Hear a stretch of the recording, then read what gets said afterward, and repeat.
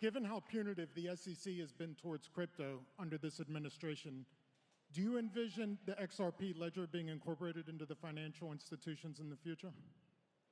Well, I certainly cannot speak to any specific crypto, but you know, I do think that the sort of cryptocurrency is an interesting and probably valuable bulwark against a centralized control.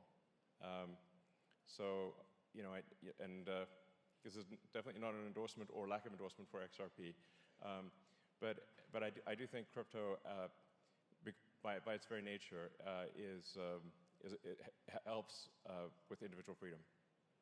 That was a video of Elon Musk being asked about his opinion on cryptocurrencies, more specifically XRP, and the community had a pretty wild reaction to it. Matter of fact, ever since that video got released earlier today, a lot of people are now speculating that Elon Musk has got an NDA signed and thus cannot release anything, because people say that otherwise he would have just said no. And I can't say too much about the situation, not because of any NDA, but purely because if you really start looking into it, most of these situations have been very secretive all the way up till the bitter end. And regardless, many people invest in XRP for a very broad and very long-term scale with massive partnerships and massive integrations, of which they expect this to be a part, whereby they also expect a lot, or I should say top secrecy for most of the things. Regardless though, pretty interesting video of somebody asking Elon Musk about XRP. I think it was a kind of cool video, at least the coolest video that I have seen today. Now, there was something else that was quite interesting that went pretty viral over the past few days. The Minneapolis Federal Reserve terms Bitcoin useless pieces of paper. Now, paper in this case seems kind of stupid, asserts that it prevents governments from running permanent primary deficits. This new paper is a true declaration of war. The ECB claims that early Bitcoin adopters steal economic value from latecomers. I strongly believe authorities will use this Luddite agreement to enact harsh taxes or bans. Luddite argument, huh? I'd say that this whole paper is quite interesting if you think about it. The new Lamborghini, Rolex, Villa, and equity portfolios by early Bitcoin investors are financed by diminishing consumptions and wealth of those who initially do not hold Bitcoin. So is this all saying that if you're early into something and you're making the most amount of gains, that's unfair to people who join later? I mean, I'm not sure if this fits the exact same scheme, but wouldn't that also mean that anybody who held the dollar or whatever currency then, you know, for a longer time, that they had an unfair advantage? I mean, anybody who bought a home like 40 years ago, 3 years ago, 10 years ago, you name it, has had a pretty big advantage over the other people then, right? To which a simple answer, by the way, would be to just buy as soon as possible. Rather, I keep saying on this channel, there's not a day that really goes by that I'm not bullish on crypto. What changes sometimes is which currencies I prefer to invest into, how much I like to allocate to the whole asset class. But there's not a day goes by that I do not believe this is sustainable or that it will not do good. That it never happens. And I mean, today has been an interesting day for cryptos. Bitcoin just hit 69 point something thousand before it crashed all the way back down to right now 66.9. Ethereum at 2750 or something of the sorts. And you know that the crypto community has all of a sudden shifted quite drastically. As I stated about a month and a half ago, I believe the bull market is back, has returned, and that the altcoin season has once more, slowly but surely, resumed. And thus far, over the past few weeks, we have been extremely correct with that assumption. And I will state that no run is the same. And even right now, this does not mean that it's up only. It does not mean that every single day you look at the crypto markets is going to be a new high.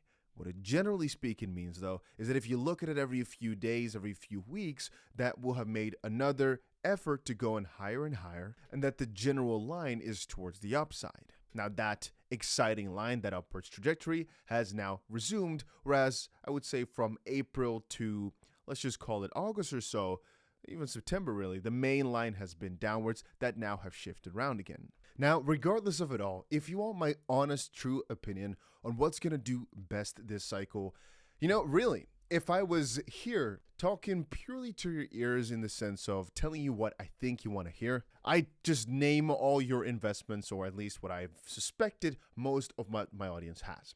But as I've always given you, right, on this channel, I always tell you, I'm just going to tell you what I honestly think will do best, and the probability of me being right is extremely high. So don't use it as financial advice, but at least give it a little listen, and then with that information that I'm portraying here, hopefully make more informed decisions. That does not mean you have to follow exactly what I do. That does not mean you have to sell everything to buy exactly what I'm talking about. All I'm saying is that from my perspective, what I'm doing will most likely work. At least in my opinion, there's no possibility of it failing. That does not mean that every single coin will do well, but it means my strategy will work.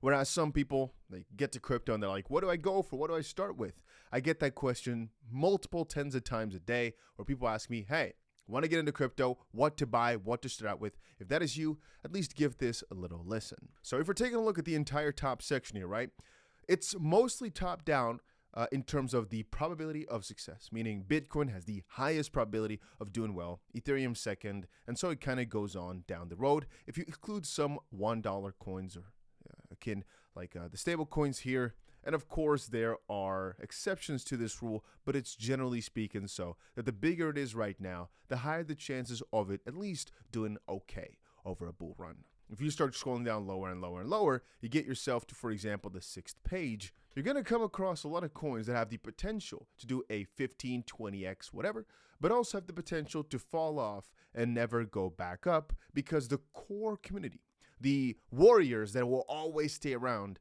is a lot smaller, meaning there's more of a chance that it really goes obsolete. Once more, I will address that some of these coins that are in the top of the top, in like the top 20 or 50, will also not survive, just like EOS, I believe, was like 6th or 8th or 10th a while back, and right now I've not seen that coin in many months or perhaps even years. And realistically, a lot of coins, they just fall, like VeChain used to be like top 20, I believe, has fallen down drastically, but that's a thing what we often describe as the trend of the cycle. A couple of other coins like Celestia, for example, and Pyth have fallen down significantly as well, while PopCat has gone up a ton. And again, to describe this a little bit more, every single cycle you have different coins or categories of coins which do well. Over the last few weeks here, meme coins have been extremely trendy, and I've said multiple times that I believe that if you right now want the highest probability of success, you focus on the larger cap memes. Why not smaller ones? Smaller ones make you more money, but they're a lot harder to differentiate from. And so, yeah, if you want to try your luck, go for it, but it can be extremely difficult and extremely demotivating, whereas a couple of these big ones, they'll be volatile for sure, but they have been most trendy, and from a risk-reward perspective, they did look pretty good. Then again, I have noticed a lot of comments of people saying they do not want to be involved with any memes whatsoever. I respect that. And for that reason, I will tell you a couple of other sectors. AI has been extremely hot the last, year and a half or so. Right now, it's on kind of low pit. But if we take a look at this is called the mind share. It's basically what Twitter is talking about, where the followers are at, what people are interested in. AI is still extremely high. I would say it's on par, if not slightly higher than meme coins. But price-wise, AI coins have done absolutely garbage over the past few months, but I do believe over the cycle it will remain.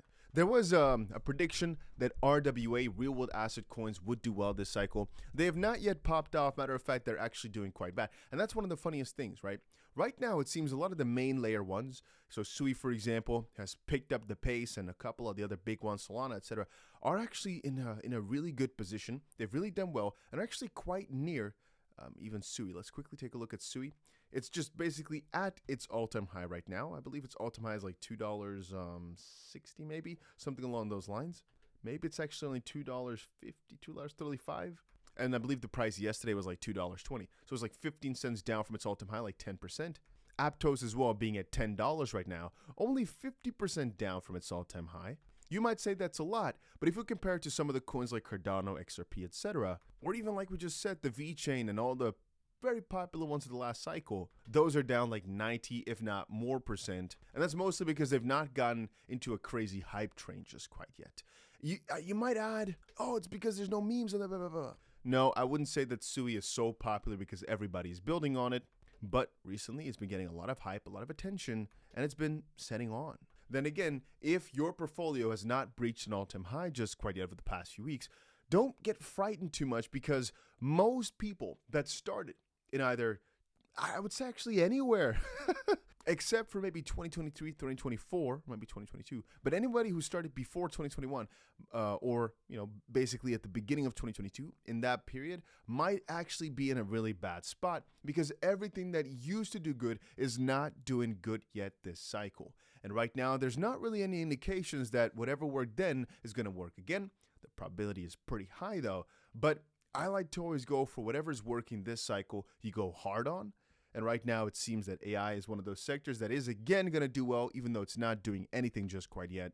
Memes, however, are the trend of the season. And again, if we're looking at just our major currencies, some of them have started to pop off already, like SUI and Aptos, as I just stated. But a lot of them, like Cardano, XRP, etc., they're all basically not doing anything just quite yet. I do believe at the end of the cycle, they will all have performed quite well. I do believe every single one of them will breach, most of them will breach their all-time highs and get some significant gains on there. And just to kind of push a little bit on that, Ethereum right now is at $2,600. Last time when Bitcoin was at 69,000, because that's where it gets right now, was in 2021. And realize that right now Bitcoin going to 69,000 is basically like Bitcoin going to $20,000 back in 2021. But if you realize that Bitcoin last time was 69,000 in the previous cycle, Ethereum was almost at $4,000. No, I think actually it was at 4,800 or something dollars slightly afterwards. And realize that right now it's 2,600. It makes you realize more just how quote unquote undervalued altcoins are right now. Even BNB sitting at $600, relatively, in my opinion, is quite cheap. Solana being down, like 40% from its all-time high. I believe the highest point is like $260, $250. It's quite low in comparison to where it's all going to be at the end of the run. So even though the altcoin season is starting up here, you've still got time. I guess the election is going to play a pretty big role, and it's really, really close to us all. Just wanted to give you guys a little thoughts on my opinion, though, on the market. Man, I've got a couple of cool videos coming here. This is just like an intermediary video because I want to give you guys a little indication into what's going on in my head. Bitcoin is so close to the top, but so far away from the highest point it's going to reach this cycle. I hope you don't get discouraged by Bitcoin falling now at 69,000. I hope you don't get discouraged by Ethereum not breaking through the highs, still remaining at like 2,700, doing nothing over the past few months. It's sideways, it's been boring, but sure enough, shortly, it ought to have all been worth it.